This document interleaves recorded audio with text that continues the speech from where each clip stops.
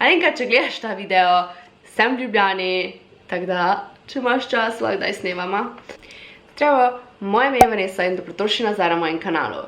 Danes bomo snemali true crime video po ful dolgem času in sem v novem setupu, zaradi tega, ker sem se selila in verjetno bom true crime video zasnemala tukaj. Preden pa gremo v video, pa sem dobila še pisma, ki je pisalo, če lahko odprem video. Če vas to ne zanima, skipnite na tu. Prvo, ko sem odprla, sta 2 pismi in pa neke 3 male stvari. In sicer to, ker se spomnim, da smo mi delali v osnovni šoli, ko smo bili pač mlajši. In smo delali take cofeke, kar mi je bilo tako najbolj zabavno delati. Tako da, hvala. Potem dobila sem kao moj logo, ki je full cute. Kao VK. In pa za pesnico, ki mi žal ni prav. Mislim, samo me ful stiska. Prva je živijo, sem Zala Mali. Za mojo najboljšo prijateljico te obožujeva. Najljubši video je od JonBenet Ramsey in poleg tega z BFF obožujeva zgodovino. Poleg tebe obožujeva tudi Alenko. Zato bi imela prošnjo in to tako, da bi z Alenko posnela skupen video. Res hvala, ker si tako prijazna do vseh, ki te gledajo. Se opravičujem, ker ne znam pisati. Lepo. Zmeraj v šoli pri testih dobim minus točke za pisavo. Zelo lepo govoriš angleško in tudi tvoj make-up je zelo lep. Draga Vanessa, živijo, sem Ajda Grošelj. Sem Ajda Grošelj in z mojo BFF zelo radi gledala tvoje videe. Rada imam tvoje videe, ker so super in ker obožujem zgodovino. Rada imam tudi Alenko, zato si želim, da bi posnele skupen video. Alenka, če gledaš ta video, sem v Ljubljani, tako da, če imaš čas, lahko daj snemama. Najrajši imam true crime videe, najboljši mi je JonBenet Ramsey, oprosti, če ne bo slovnično pravilno, ker sem žiral in tudi, če grdo pišem. Jaz in moja BFF obožujeva tvoje videe in če kdo napiše haterski komentar, kar pobesnim. Prosim, ne nehaj vlogat, ker je tudi tvoj navaden dan zabaven. Prosim, če naj lahko omeniš v video. Zelo si dobra in prijazna do vseh. Hvala, da veliko stvari prevede slovenščino, ker ne znam tako dobro angleško. Tako izgleda, so še neke risbice. Hvala. Ok, zdaj pa gremo kar v video. Danes bom govorila o Joanne Reach. Rodila se je 24. maja leta 1930 v New Yorku in njeno celotno ime je Joanne Caroline ali pa Caroline, nisem čisto ziher, Bard. Ko je bila stara 9 let, sta njena starša, oba, torej oče in mati, umrla v požaru, ki se je zgodil v njihovi hiši in veliko ljudi meni, da je bil pač pod takimi čudnimi pogoji oziroma čudno je bilo vse skupaj. Po smrti njenih staršev se je preselila k svoji teti in stricu in prevzela tudi njun priimek, ki bo tukaj.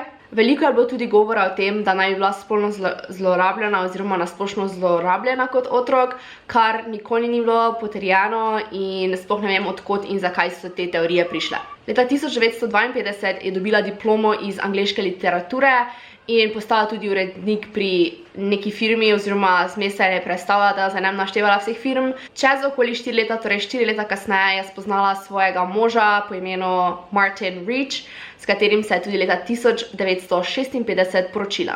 Skupaj sta se preselila v Kentucky in tam sta začela svoje življenje. Ona je delala, on je delal, pač imela sta tako normalno življenje.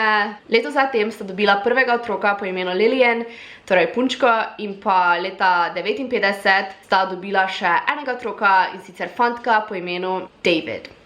V aprilu leta 1961 sta se z svojo družino preselila v Massachusetts, ful mi je to težko reči, kjer sta tudi začela neka vrste pač novo življenje oziroma preselili so se v hišo in začeli so živeti kot družina. Njuno življenje je bilo, kot sem rekla, predvsem normalno,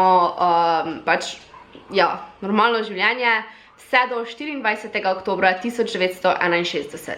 Kaj se je zgodilo 24. oktobra? Joanne je izginila. Torej, gremo na dan njenega izginotja, Torej, 24. oktober. Ta dan je bil v bistvu povsem normalen, tako kot vsaki drugi dan. Edino Martin, torej njen mož, je hišo zapustil malo hitreje kot ponavadi. In sicer ob 8 zjutraj se je imel let v New York zaradi službe, torej službeno potovanje. Joanne in Lily, torej Joanne in njena hčerka, sta šle po nakupe, medtem ko sta mlajšega brata Davida pustile pri sosedi, ki je večkrat pazila njene otroke. Te sosedi je bilo ime Barbara Baker, navajala bom je verjetno kot soseda, da ne boste pač imeli preveč podatkov v glavi. Okoli 11. ure zjutraj sta se Lily in Joanne vrnile domov in sosedi so rekli, da sta bile kljub zgodnem jutru čist normalni, veseli, vse je bilo okej. Nič ni bilo izven nenavadnega. Nekje med 11:15 in 11:45 je prispel delavec iz dry cleaning, ki je kot običajno prišel in pobral nekaj Martinovih oblačil oziroma možovih oblačil, da jih je očistil. Ob 12:00 je David imel svoj popoldanski počitek, torej ga je mama Joanne dala spat. Med tem časom pa je na obisk prišla ta soseda Barbara z svojim 4-letnim sinom, ki se je ponavadi igral z njeno hčerko Lily. Soseda je čez nekaj časa odšla in kljub temu, da je ona šla, je pustila svojega sina pri Joanne, da se je še dalje igral z Lily. Medtem pa je Joanne delala na vrtu oziroma na terasi in urejala tam. To delo naj bi se končalo nekje ob 2, torej 14:00 in tu so tudi začele stvari postati precej bolj čudne. Ko je Joanne končala z njenim delom na vrtu, je vzela Lily in pa sosedinega sina Douglasa in jo je odpeljala nazaj k sosedi Barbari, brez da bi ona vedela. Joanne je potem povedala tema otrokoma, da se bo vrnila takoj, ampak nažalost itak to ni bilo tako da ona se več nikoli ni vrnila potem. 14:15. Barbara je bila, torej soseda je bila v njeni kuhinji in je slučajno pogledala skozi okno. Barbara je videla Joanne, kak je oblečena v plašč, taki trench coat, slika, glavnem v plašč in ima stegene roke, teka proti avtu oziroma proti driveway, kak se reče driveway? Kaj? Uvozu. Dovoz. Aha, proti dovozu in v roki je imela nek predmet, ki še zdaj ne vejo točno kaj je bil, ki je bil rdeče barve. Ker Barbara, torej soseda, ni vedela, da sta otroka pri njej doma, je pač mislila, da se Joanne igra z njima in je mislila, da je to pač normalno, torej da se nič čudnega ne dogaja. Čez čas se je Barbara odločila, da bo šla po pač svojega otroka in ko je ju tam videla, se igrata sama, pač ni se ji zdelo tako čudno. Ne vem, zakaj ni šla preveriti, kje je Joanne, ampak enostavno se ji ni zdelo čudno, je pač bila tako okej in je vzela svojega sina. Nekje ob 4 popoldan, torej 16:00, se je Barbara odločila, da bo peljala Lily nazaj domov, zaradi tega, ker mislim, da je imela neke opravke in glavnem ni mogla več skrbeti za njo. Lily je pustila pač dobesedno pred hišo, ker je enostavno predvidevala, da je Joanne v hiši oziroma na vrtu in pač ni preverila, zaradi tega, ker pač kot sem rekla, ta dan je bilo splošno normalen, to se je večkrat dogajalo, nič nenavadnega se ni zdaj zgodilo in je ona sam pustila Lily tam. Trenutek, zatem, ko je Barbara odložila Lily, je Lily prišla nazaj in se je pač jokala oziroma bila je tako presenečena in je Lily rekla, da mamice ni doma in da je kuhna prekrita z rdečo barvo. Barbara je itak takoj, torej soseda je itak takoj šla preveriti hišo in pač ko je videla, kaj se je dejansko zgodilo, torej videla je kri, čula je Davida, kak se joče v zgornji spalnici, ker mislim, da je samo mogli plenico zamenjati, ampak vseeno se je ful jokal in valjda, ko je ona to vse videla, zaradi straha je takoj poklicala policijo. Mislim, v vsakem primeru bi mogel tako poklicala policijo. To se je zgodilo ob 16:33. Policija je na kraj zločina prišla v roku 5 minut, oziroma prišel je detektiv oziroma policaj po imenu Mike McHogg in ko je prišel v stanovanje, je predvideval, da gre za samomor, ker pa ni našel trupla, je poklical za backup, torej za pomoč na policijsko postajo. Policisti so takoj kontaktirali vse lokalne bolnice, če je slučajno kakšna ženska prišla po pomoč, ker glede na to, da je bilo tam vse krvavo, so predvidevali, da je izgubila dosti krvi in če je ni bilo v hiši, so pač mislili, da je šla v bolnico. Takoj so tudi poklicali njenega moža, torej Martina, in ta se je vrnil iz službenega potovanja. Zdaj pa gremo na dokaze, ki so jih policisti našli v stanovanju oziroma v hiši. 4 pisma so na ta dan prispela do njihove hiše oziroma bile so v nabiralniku ki jih še doben ni noter pač prinesel, kljub temu, da načeloma bi jih, če bi bila ona tako doma. V kuhinji so našli telefonsko knjigo, se mi zdi, da se tako temu reče, ki je bila odprta na strani, kjer so tista emergency contacts. Imeniki, to niso imeniki. Aha. V imeniku pač imenik je bil odprt na tisti strani, kjer so, kako se reče? Kaj? Kontakti v sili. Kontakti v sili, torej policija, gasilci, reševalci. Razumem. Ampak na tej strani ni bilo nič napisano. Našli so tudi prazne alkoholne pijače, ki je njen mož, torej Martin, razložil, da so imeli neko zabavo pred kratkim in da pač jih nista bek vrgla, ampak sta jih tam sem pustila. Ampak ni pa mogel razložiti njih par praznih pločevink piva. Glavnem, bilo je kar nekaj možnih viden, torej dosti ljudi je videlo neko žensko v plašču, ampak še vedno ne moramo vedeti, če je bila to Joanne ali ne. Glavnem, videli so, kako bi naj hodila proti najbližji bolnici, se mi zdi, da, oziroma tam, kjer so jo videli, bi dansko lahko bila Joanne, ker je ta cesta blizu njenega doma. Vsi, ki so jo videli, so rekli, da je bila tako malo zgubljena, da ni točno vedela, kje je, tako disoriented, glavnem čudna in v stresu. Policija je tudi dobila tudi poročila oziroma videnja nekega avta. Njihov milkman, torej moški, ki prinese mleko, je rekel, da je ta avto videl parkiran pred 5 dnevi blizu njihovega dovoza, torej blizu njihove hiše. Potem sosed, da je videl ta moder avto parkiran na cesti, kjer je bila tudi Joanne teoretično videna, torej ta avto je bil viden ob 4:15, torej 16:15. In pa še en moški je rekel, da je videl parkiran isti avto na tej cesti ob 14:45, kar pač realno je lahko nek človek, ki živi v bližini in je pač tam. Kljub veliko krvi, ki so našli v kuhinji, niso mogli določiti, kaj se je zgodilo, torej niso mogli določiti, ali je bil samomor, ali je bil napad, ali pač niso dojeli, kaj se je zgodilo. Kri so našli na večjih mestih in sicer na podu v kuhinji, na stenah kuhinje, našli so ga tudi na telefonu, potem našli so 3 prstne odtise, krvave prstne odtise, ki niso mogli določiti, od koga so. Tudi papirnate brisače so bile na podu in eno je bila uporabljena za to, da je pobrisala, oziroma ne vem, nekdo pobrisal kri. Na podu so tudi našli nekaj spodnjega perila od Davida, nekaj pač gat od Davida. Tudi spodnje perilo je bilo prekrito z krvjo. Menijo, da zato, ker je pač spet nekdo hotel pobrisati kri z spodnjim perilom. Policisti so sicer rekli, da bi ta kri, ki je pač razpršena po kuhinji, lahko bila zaradi tega, ker se je nekdo boril oziroma zaradi upiranja proti recimo nekemu napadalcu. Ampak policisti menijo, da je to dejansko zgleda bolj, kot da bi nekdo sam sebe nosil, torej podpiral, da se ona naslanjala na stvari, da je moče zmes spadla, torej da je bila poškodovana in je to v bistvu sama naredila, ne da bi nekdo, razumete? Sicer pa kri ni bila najdena samo v kuhinji, ampak je bila najdena tudi na drugih predelih hiše in sicer ena kapljica je bila najdena na stopnišču, ki vodi zgoraj nadstropje. Približno 8 kapljic je bilo najdeno v njuni spalnici in pa nekaj kapljic je bilo najdenih tudi blizu okna v otroških sobah.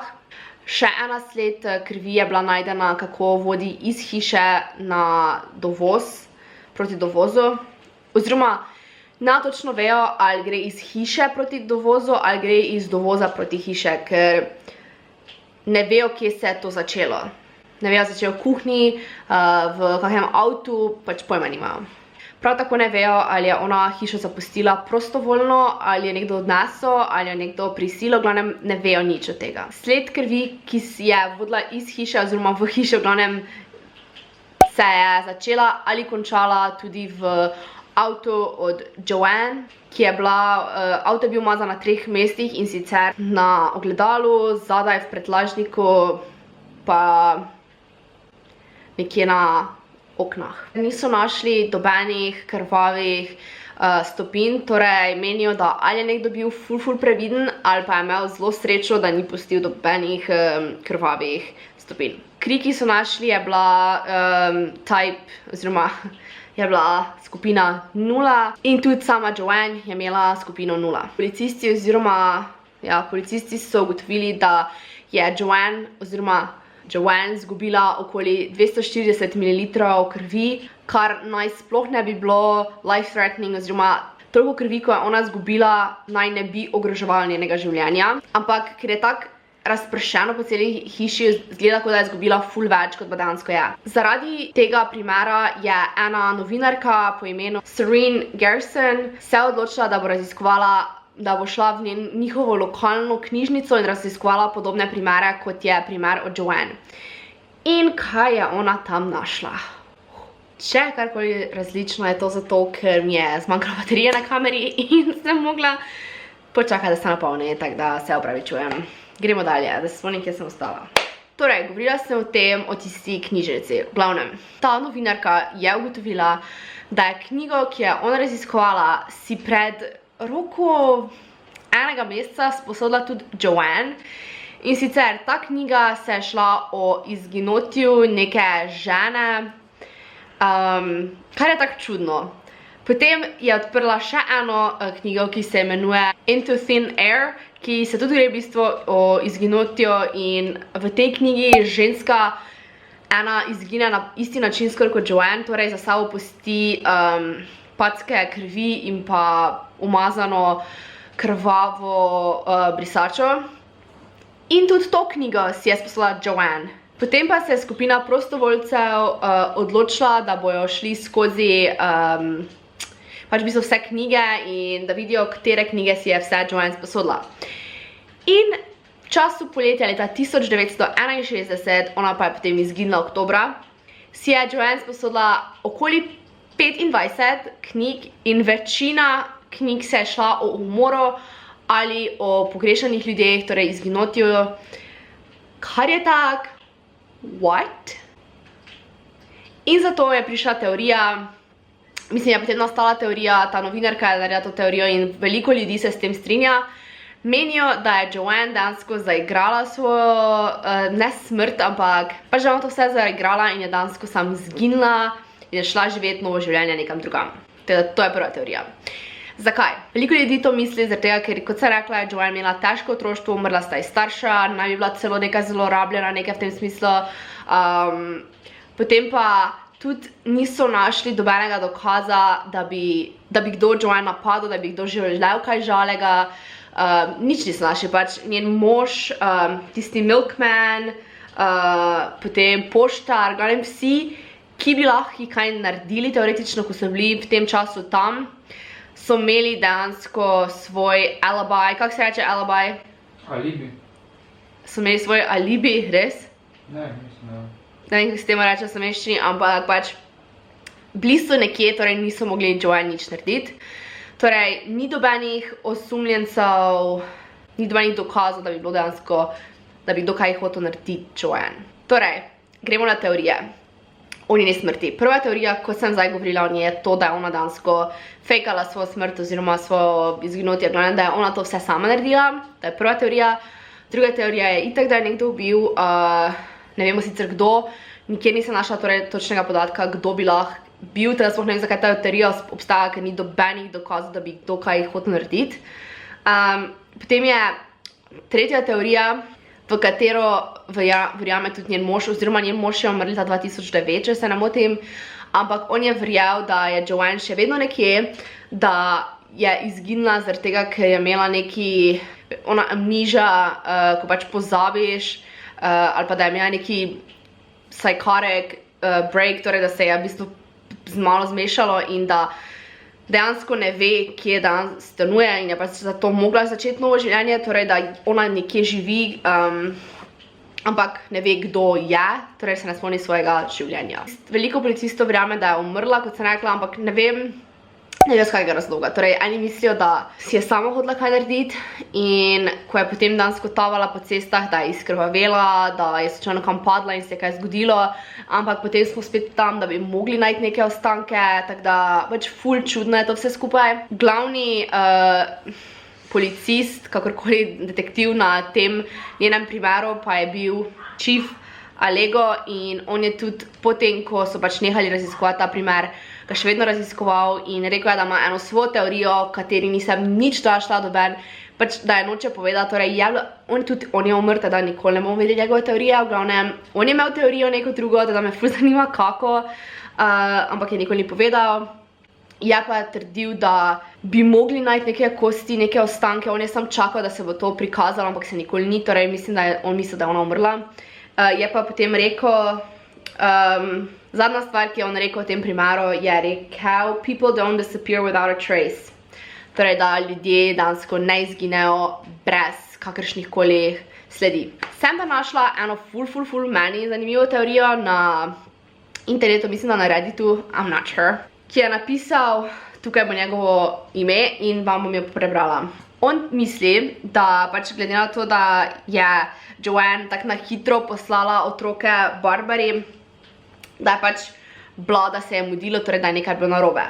Misli, da glede na to, da pač dela recimo na vrtu in da je kar naenkrat dobila neke bolečine v trebuhu in zato, da se je tu za trebuh to držala, da je šla v WC in ugotovila, da pač se je zgodil nenameren splav in da sploh ni v bistvu vedela, da je noseča. Potem zato gre v kuhno in hoče poklicati rešilce, policijo, kakorkoli, mislim rešilce.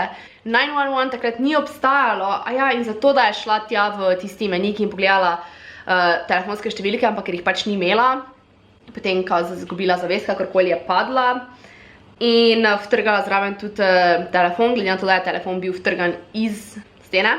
Potem, da je probala se nazaj pobrati in zato, da so pač kri tudi, da je v bistvu, glavnem, tu v teoriji govori, da ker je ona padla in da se je hotela pobrati, da zato so se od tisti krvi, da pač je hotela si pomagati stati. In da tisto, kaj je Barbara videla, da ona nekaj nosi, naj bi kao bil zarodek oziroma pač dojenček, ki ga je splavila, da pač to nosi, mogoče zavito v kako brisačo in da je zato krvavo, ker Barbara točno ne ve, kaj je videla. Torej, glavno, da je ona potem šla proti avtu in da si je dala gor plašč zaradi tega, ker da ne bi pač si videli, da je vse krvavo in pa mogoče tudi, ker je zeblo, glede na to, da je izgubila kri, pa pač vseeno je bila pod stresom. In dejansko je v bistvu teorija potem to, da ne gre z avtom, ne vem točno zakaj, ampak recimo, da ni našla ključ, v glavnem, da je bila se ful mudilo in da je hotela iti do bolnice čim prej, ampak zaradi tega, ker je izgubila dosti krvi, je bila, kot sem rekla, zmedena, ni vedela točno, kje je in da naj bi, ko je hodila do bolnice, nekje padla in tam potem tudi recimo umrla. In potem je teorija kao, zakaj niso trupla našli, mogoče zaradi tega, ker so ga, ampak ker je bilo to tako dolgo nazaj, niso prav kontaktirali in mogoče, ne vem, so eni policisti našli truplo in so ga obravnavali kot drugače, kot pa Joanne, kar se mi ne zdi tako logično, ampak je pa še druga teorija, ki je on napisal, da naj bi mogoče jo živali potem pojedla zaradi krvi in vsega tega. Ta teorija se meni zdi kar dokaj logična, ker je pač toliko krvi in vsega tega.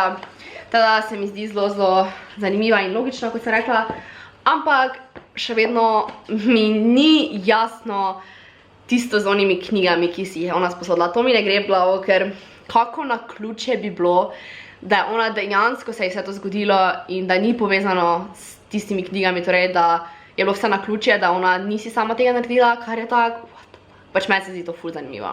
Torej, če vam je ta video všeč, za me je kamera že drugič prekinila in sicer zdaj zmanjkalo prostora. Lajkajte ta video, ne pozabite se naročiti in pa followajte me na Instagramu, ker tam objavljam vse update, zakaj me ni, vse to. Še malo bomo že za 10.000, kar je tako. Hvala vam za vse. Povejte mi, kaj vi mislite, da se je zgodilo z Joanne in pa lahko mi spodaj napišete ideje za druge primere, za normalne videe, kar hočete, karkoli preberem, vedno vse komentarje. Hvala vam in pa adijo.